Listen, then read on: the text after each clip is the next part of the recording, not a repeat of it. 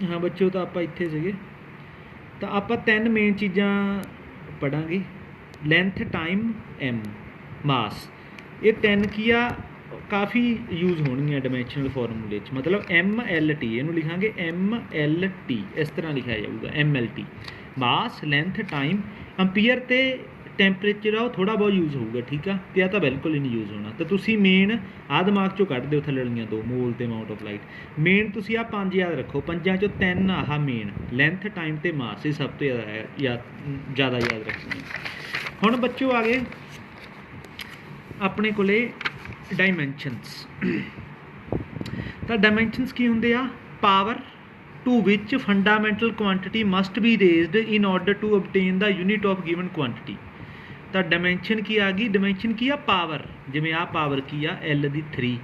तो डायमेंशन होंगी आ पावर, जिहड़ी पावर दे नाल फंडामेंटल क्वांटिटी है जिहड़ी तुहाडी मास या लेंथ या टाइम उहनूं रेज किया जाए की obtain करने वास्ते, उस क्वांटिटी की यूनिट में obtain करने वास्ते, ठीक है। वो है डायमेंशनस। ईजी करके लिखिया बच्चों, डेफिनेशन है, ठीक है।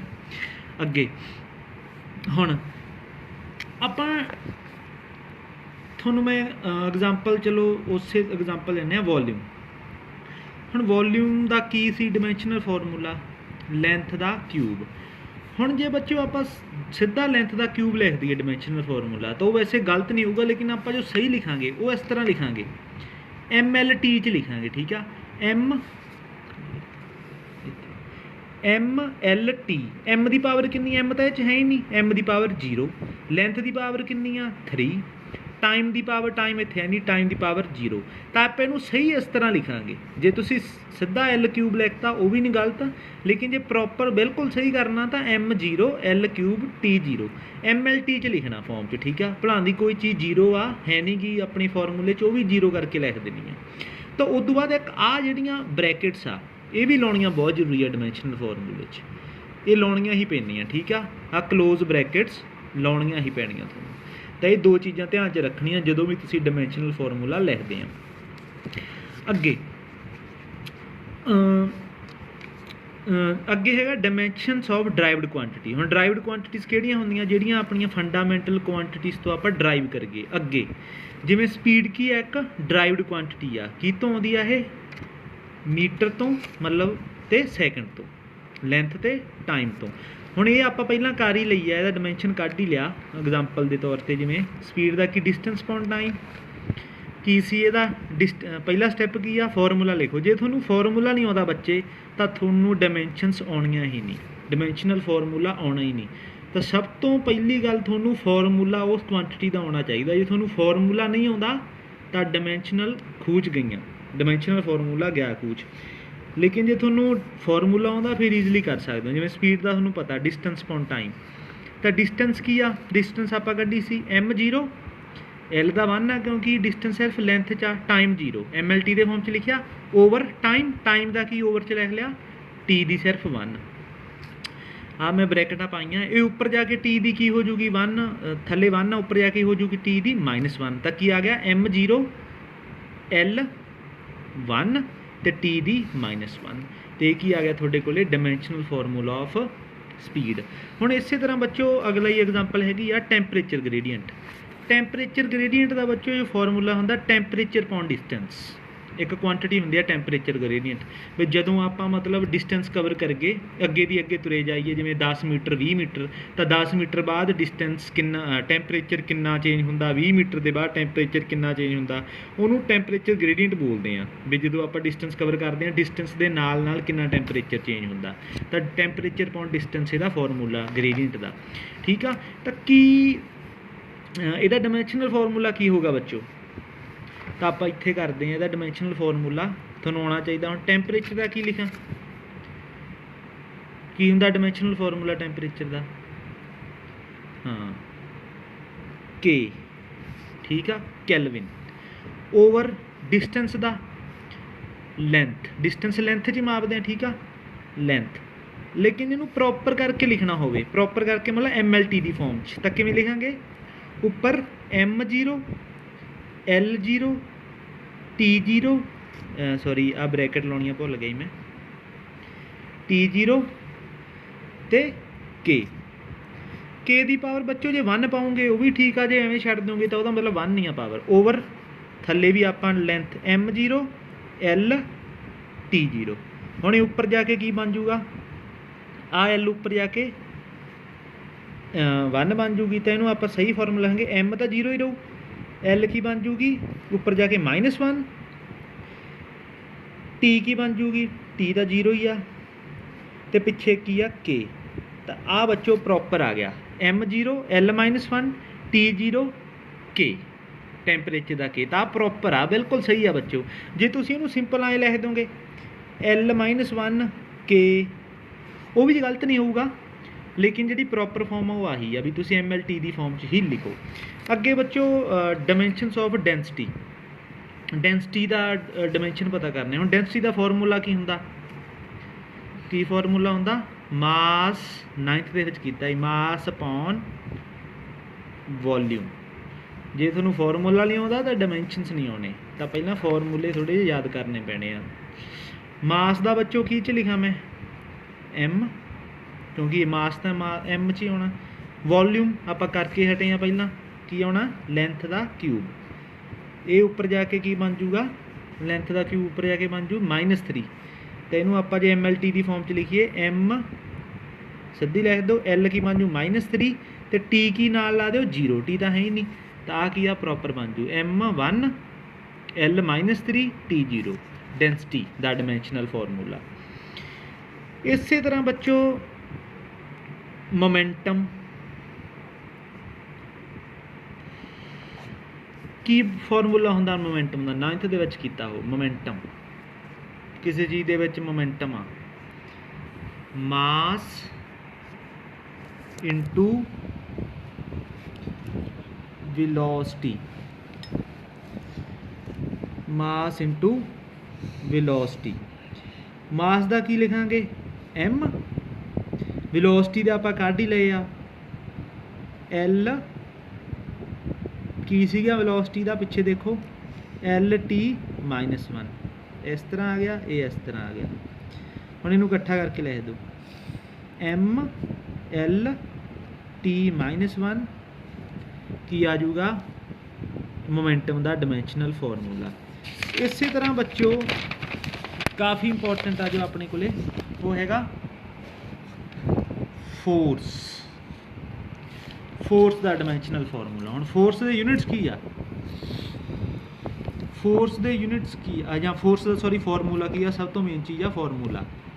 तो न्यूटन का सेक लो मास इंटू एक्सेलरेशन,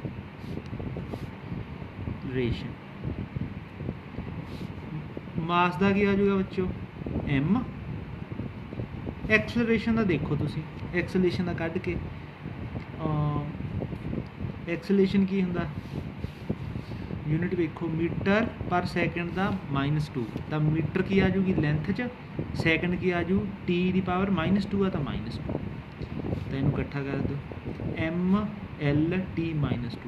आ बच्चों काफ़ी इंपॉर्टेंट डायमेंशनल फॉर्मूला फोर्स का, काफ़ी यार यूज़ होंदा है +1 दे विच 1 नंबर पूछा भी आ सकता, इंपॉर्टेंट आ भी फोर्स का डायमेंशनल फॉर्मूला। तो सीधा याद कर लो MLT-2, जे फॉर्मूले यूज़ करके करना वो भी कर सकते हैं, ये फॉर्मूला आ गया। होर अपने को हैगा ग्रेविटेशनल कॉन्स्टेंट, ग्रेविटेशनल कॉन्स्टेंट ਇਹਦਾ ਫਾਰਮੂਲਾ ਗ੍ਰੈਵੀਟੇਸ਼ਨਲ ਕੌਂਸਟੈਂਟ ਮਤਲਬ g। ਤਾਂ ਕੀ ਫਾਰਮੂਲਾ ਹੁੰਦਾ ਗ੍ਰੈਵੀਟੇਸ਼ਨਲ ਫੋਰਸ ਦਾ? ਪਹਿਲਾਂ ਫੋਰਸ ਦਾ ਪਤਾ ਆਪਾਂ ਨੂੰ F ਬਰਾਬਰ g m1 m2 ਇਹ ਮਾਸ ਹੁੰਦੇ ਓਵਰ r ਡਿਸਟੈਂਸ ਦਾ ਸਕੇਅਰ। ਆਪਾਂ ਨੂੰ ਫੋਰਸ ਦਾ ਨਹੀਂ ਚਾਹੀਦਾ, ਆਪਾਂ ਨੂੰ g ਦਾ ਚਾਹੀਦਾ। g ਇੱਥੇ ਪਈ ਰਹਿਣ ਦਿਓ, r ਇੱਧਰ ਜਾ ਕੇ ਮਲਟੀਪਲਾਈ ਹੋ ਜੂ r ਸਕੇਅਰ ਤੇ m1 m2 ਥੱਲੇ ਆ ਕੇ ਡਿਵਾਈਡ ਹੋ ਜੂ। g ਬਰਾਬਰ FR square over m1 m2। ਹੁਣ ਬੱਚੋ ਫਾਰਮੂਲੇ ਭਰ ਦਿਓ। फोर्स का डायमेंशनल फॉर्मूला सीधा ही आप उपर कढ़िया हुआ देखो, तो थोड़ा मैं क्या याद रखो MLT-2 R का मतलब डिस्टेंस का स्केयर, R होंगी डिस्टेंस, डिस्टेंस का स्केयर आ तो मतलब लेंथ च मापते हैं L का स्केयर ओवर मास M1 M2 दोनों मास आ तो मास का स्केयर आ जाऊगा। ठीक है, ਹੁਣ ਮਾਸ ਦਾ ਸਕੇਅਰ ਉੱਪਰ ਜਾ ਕੇ -2 ਬਣ ਜੂ, m -2 ਉੱਪਰ ਜਾਇਆ ਤੇ ਇਹਦੀ ਪਾਵਰ ਕਿੰਨੀ ਆ 1 ਤਾਂ ਕਿੰਨਾ ਆ ਜੂਗਾ 1 - 2 -1 l 2 ਆਹ ਤੇ 1 ਆਹ ਪਾਵਰ ਐਡ ਹੋ ਜਾਂਦੀਆਂ ਇੱਥੇ 1 + 2 3 t -2 ਇਹ ਕੀ ਆ ਗਿਆ ਗ੍ਰੈਵੀਟੇਸ਼ਨਲ ਕੌਂਸਟੈਂਟ ਦਾ। ਇਸੇ ਤਰ੍ਹਾਂ ਤੁਹਾਡੇ ਕੋਲੇ ਕੁਛ ਕੁ ਮੈਂ ਐਗਜ਼ਾਮਪਲਾਂ ਸੋਚੀਆਂ ਸੀ।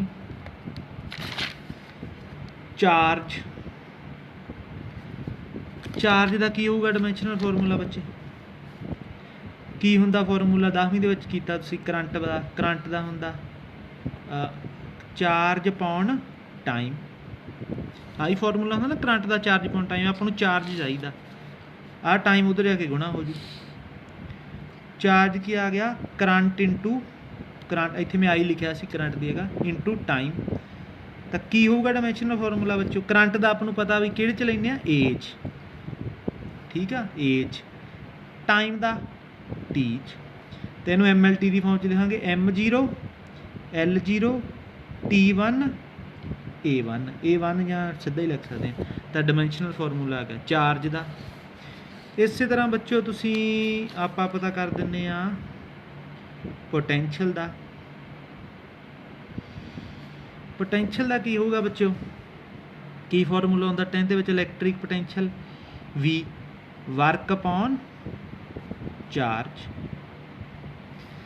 ਠੀਕ ਆ ਵਰਕ ਅਪੋਨ ਚਾਰਜ। ਹੁਣ ਵਰਕ ਕੀ ਹੁੰਦੀ ਆ ਫੋਰਸ ਇਨਟੂ ਡਿਸਪਲੇਸਮੈਂਟ, ਇਹ 9th ਦੇ ਵਿੱਚ ਪੜ੍ਹਿਆ, ਗਾਂ ਦੀਆਂ ਖੁੱਲ੍ਹਣੇ ਪੈਂਦੇ ਆ ਇਹ, ਓਵਰ ਚਾਰਜ ਇਸੇ ਤਰ੍ਹਾਂ ਹੀ। ਫੋਰਸ ਦਾ ਕੀ ਆ ਮੈਂ ਕਰਾਇਆ ਸੀ m1 l1 ਤੇ t -2। ਡਿਸਪਲੇਸਮੈਂਟ ਕੀ ਆ ਡਿਸਟੈਂਸ, ਤਾਂ l ਓਵਰ ਚਾਰਜ ਆਪਾਂ ਹੁਣੇ ਕੱਢ ਕੇ ਹਟੇ ਆ t1 a1। ਤਾਂ ਇਹ ਉੱਪਰ ਜਾ ਕੇ ਕੀ ਬਣ ਜੂਗਾ ਬੱਚੋ, ਇਹਦਾ ਤੁਸੀਂ ਕੱਢ ਸਕਦੇ ਆ t ਉੱਪਰ ਜਾ ਕੇ 1 ਆ -2 ਆ, ਇਹ ਵੀ ਉੱਪਰ ਜਾ ਕੇ -1 ਹੋ ਜੂਗਾ, m ਆਈ ਰਹਿ ਗਈ, l ਆਹ ਤੇ l ਆਹ, l ਦਾ ਕੀ ਬਣ ਗਿਆ 2, 2 l ਪਾਵਰ ਐਨ ਹੋਊਗਾ, t -2 ਆ ਤੇ ਆ t 1 ਆ ਉੱਪਰ ਜਾ ਕੇ -1 ਹੋ ਜੂ, t -2 -1 ਪਾਵਰ ਐਨ ਹੋਊਗਾ t -3, ਠੀਕ ਆ t -3, ਇਹ ਉੱਪਰ ਜਾ ਕੇ ਕੀ ਬਣ ਗਿਆ -1। ਤਾਂ ਕੀ ਆ ਗਿਆ ਤੁਹਾਡੇ ਕੋਲੇ ਡਾਇਮੈਂਸ਼ਨਲ ਫਾਰਮੂਲਾ ਆਫ ਪੋਟੈਂਸ਼ੀਅਲ। ਇਸੇ ਤਰ੍ਹਾਂ ਇੱਕ ਕੰਮ ਤੁਹਾਡਾ ਵੀ ਤੁਸੀਂ ਕੀ ਆ ਰੈਜ਼ਿਸਟੈਂਸ ਦਾ ਡਾਇਮੈਂਸ਼ਨਲ ਫਾਰਮੂਲਾ ਫਾਈਂਡ ਕਰਨਾ।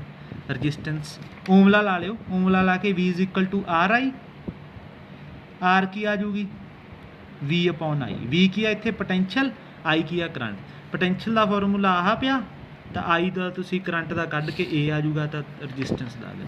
ਤੇ ਇਹ ਕੁਛ ਕੁ ਬੱਚੇ ਡਾਇਮੈਂਸ਼ਨਲ ਫਾਰਮੂਲੇ ਆ, ਠੀਕ ਆ। ਤੇ ਐਗਜ਼ਾਮਪਲਾਂ ਸੀ ਕੀ ਹੁੰਦਾ ਡਾਇਮੈਂਸ਼ਨ, ਵੀ ਜਿਹੜੀ ਕਨਫਿਊਜ਼ਨ ਆ ਦੂਰ ਕਰਨ ਵਾਸਤੇ, ਵੀ ਕੋਈ ਬੰਦਾ ਲੈਂਥ ਨੂੰ ਫੁੱਟ ਦੇ ਵਿੱਚ ਮਾਪਦਾ, ਕੋਈ ਬੰਦਾ ਮੀਟਰ ਦੇ ਵਿੱਚ ਮਾਪਦਾ, ਸਾਰਿਆਂ ਨੂੰ ਇੱਕ ਕਰਨ ਵਾਸਤੇ ਵੀ ਸਾਰੇ ਬੰਦੇ ਮੀਟਰ ਫੁੱਟ ਲੈਂਥ ਨੂੰ ਇੱਕੋ ਹੀ ਮਾਪਣ। ਹੁਣ ਜੇ ਡਾਇਮੈਂਸ਼ਨਲ ਫਾਰਮੂਲਾ ਜਿਹਨੂੰ ਪਤਾ ਹੋਊ L ਤੇ T ਆ ਕਿਸੇ ਚੀਜ਼ ਦਾ, ਤਾਂ ਸਾਰਿਆਂ ਨੂੰ ਪਤਾ ਹੋਊਗਾ ਵੀ ਇਹ ਲੈਂਥ ਤੇ ਟਾਈਮ 'ਚ ਮਾਪਣੀ ਆ ਮੈਂ ਚੀਜ਼, ਠੀਕ ਆ। ਤਾਂ ਡਾਇਮੈਂਸ਼ਨਲ ਫਾਰਮੂਲਾ ਕੀ ਆ, ਜਿਹੜੀ ਕਨਫਿਊਜ਼ਨ ਸੀਗੀ ਯੂਨਿਟਸ ਦੇ ਵਿੱਚ, ਉਹਨੂੰ ਦੂਰ ਕਰਨ ਵਾਸਤੇ ਆਪਾਂ ਯੂਜ਼ ਕਰਦੇ ਹਾਂ। ਓਕੇ ਬੱਚੋ, ਥੈਂਕ ਯੂ।